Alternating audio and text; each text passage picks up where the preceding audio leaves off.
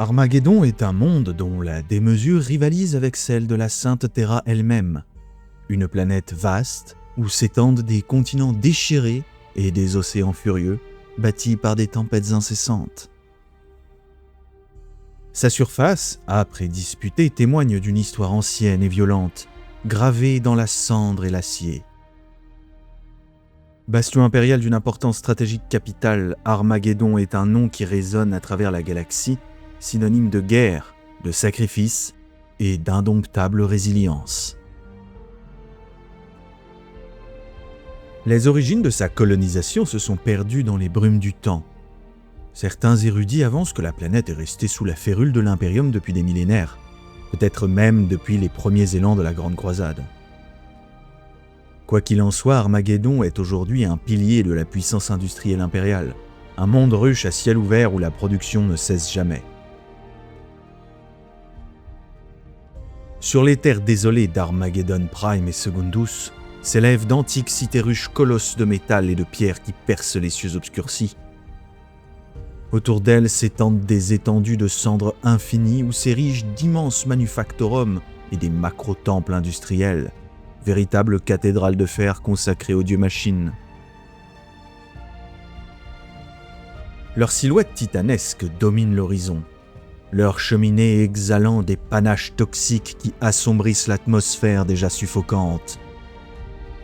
Dans ces complexes titanesques, des légions d'ouvriers et de serviteurs œuvrent sans relâche, alimentant les forges de guerre de l'Imperium. De vastes docks orbitaux et planétaires déversent un flot ininterrompu de cargos, chargés de métaux précieux, de prométhéum et d'armements destinés aux innombrables champs de bataille de l'humanité. À l'équateur, les jungles infernales d'Armageddon forment un contraste brutal avec les déserts de cendres. Hostile, dense et imprévisible, elle dissimule un réseau complexe de fortifications, postes d'écoute dissimulés, bastions retranchés, casernes lourdement armées et silos de défense laser prêts à cracher leur fureur vers les cieux. D'innombrables installations secrètes y sont enfouies, protégées par la végétation autant que par la vigilance des forces impériales, bien sûr.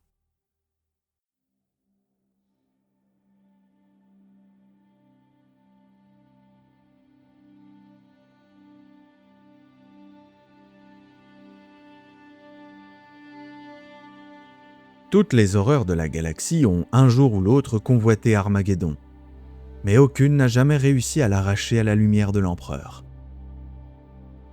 Bien avant que le nom de Ghazghkull Mac-Uruk Traka ne devienne synonyme d'apocalypse, un autre fléau s'abattit sur le monde, Angron, primarque démon et seigneur sanguinaire de la légion renégate des World Eaters. Sa descente sur Armageddon fut une tempête de rage et de carnage, une marée de destruction qui menaça d'engloutir la planète tout entière. Face à une telle incarnation de la fureur du Warp, seules les forces conjuguées des Space Wolves et les Chevaliers Gris purent espérer tenir.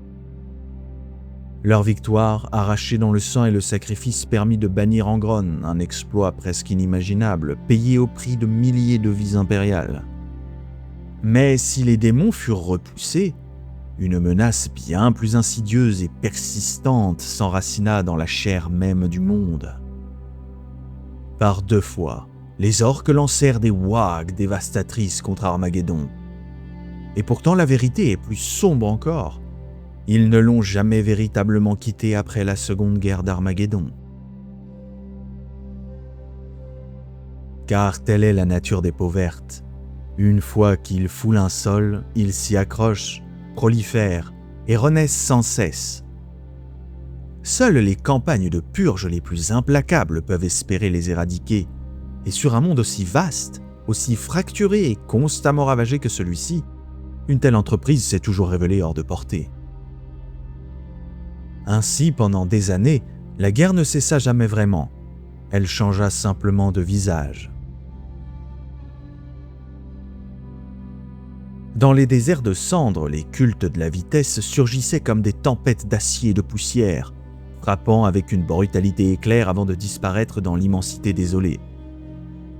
Dans les jungles équatoriales suffocantes, Les régiments de chasseurs d'orques d'Armageddon traquaient sans relâche les commandos, engagés dans une guerre d'embuscade où chaque ombre pouvait dissimuler la mort. Même les profondeurs des cités ruches n'étaient pas épargnées. Dans les sous-mondes obscurs, là où la lumière de l'Imperium peine à pénétrer, des infestations entières d'orques pouvaient croître à l'insu de tous. Il n'était pas rare que des équipes de l'Adeptus Arbites ou des gangs locaux se retrouvent soudain submergés par des soulèvements brutaux jaillis des ténèbres les plus profondes.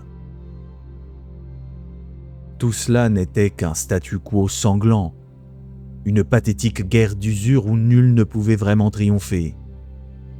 Mais une situation que l'Imperium pouvait encore contenir, encore maîtrisée par la discipline, le nombre et l'acier. Puis vint la grande faille.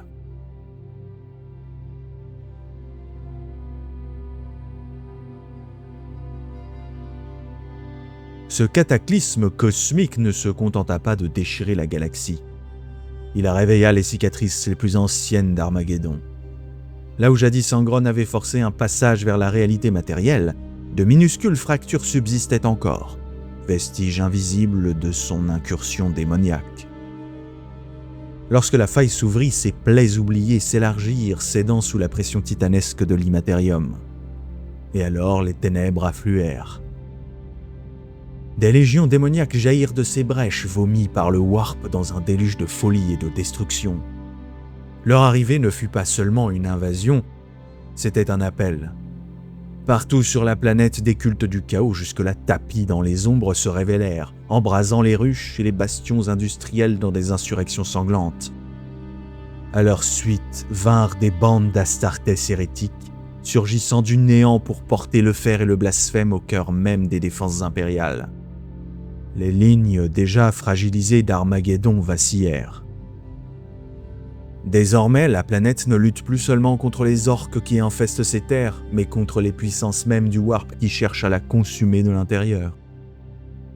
Chaque cité ruche, chaque forteresse, chaque manufactorum est devenu un bastion assiégé, pris entre la brutalité sauvage des peaux vertes et l'horreur indicible des forces du chaos.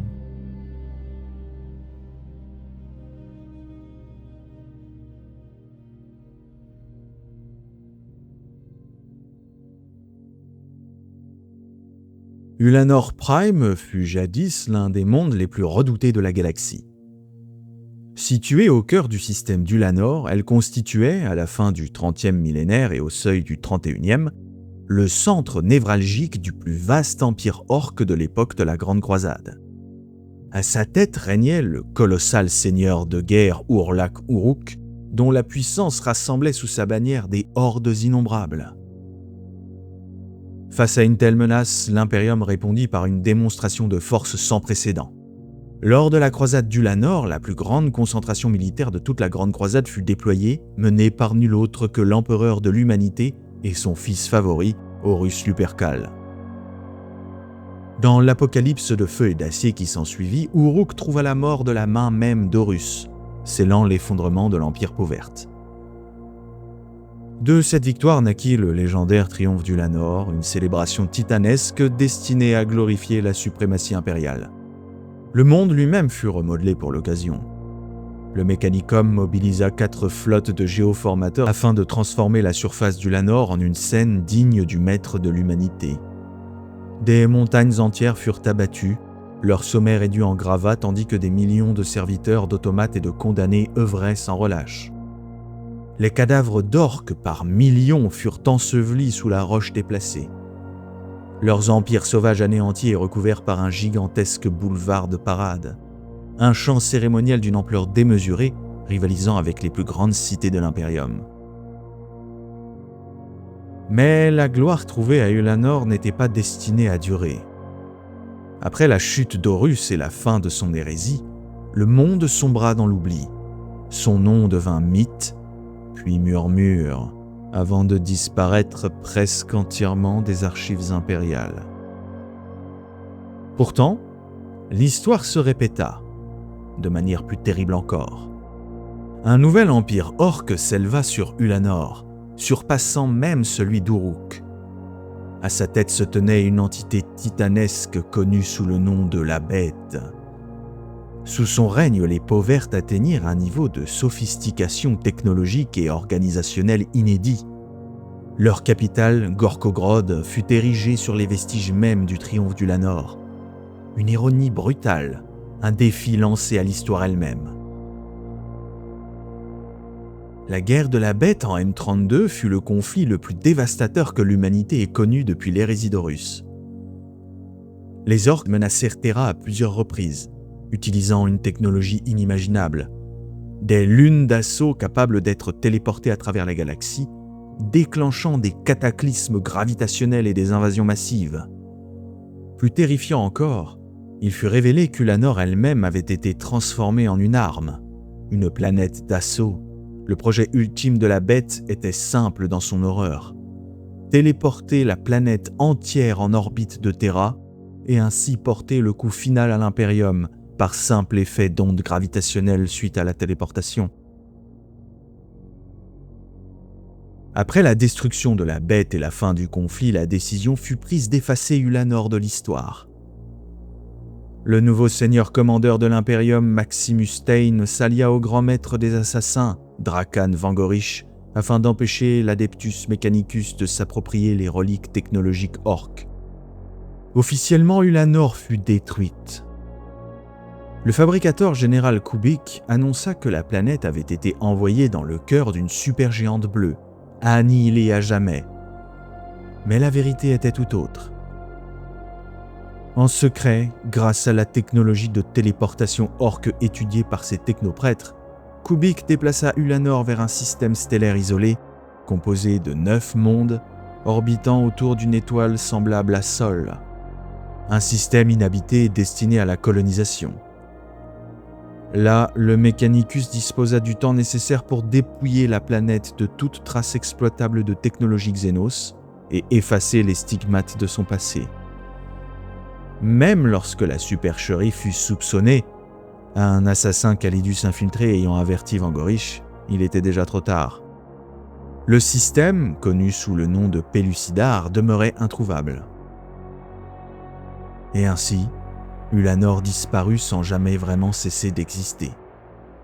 Car à la lumière de ces faits et en considérant la configuration actuelle du système d'Armageddon, une vérité troublante émerge, tapie dans les marges de l'histoire impériale. Ulanor et Armageddon ne sont qu'un seul et même monde. Un monde dont les cendres, les guerres incessantes et les fractures de la réalité ne sont peut-être que les échos d'un passé que l'Imperium n'a jamais réellement effacé.